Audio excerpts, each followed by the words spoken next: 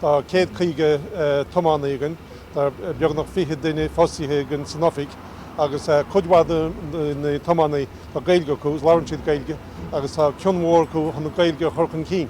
But is na carnaí tá nósa gan bhfuil gaeilge ag na tománaí. Mar bhreaníonn tú ar na taxi tá sé taxi sé scríofaí trí gaeilge ar mhar cá agus nuair in gclaoch ar a cólacht. Bhí afan siad freagra trí gaeilge, bhfuil mu gobar trí gaeilge.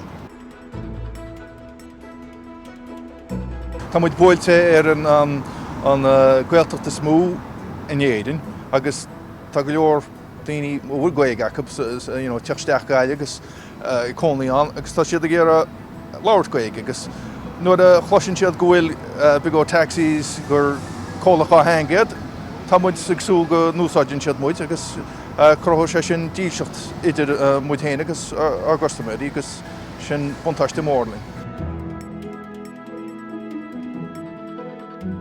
Well, steasúir da was tá córas sa taxi ein ará bhfuil gaeilge de hománaí agus tá sé sin an córáid agus bíon práic agus pí a gáirí lob agus chun sé a comport agus is steasúir bhfuil ná gaeilge lá le duine.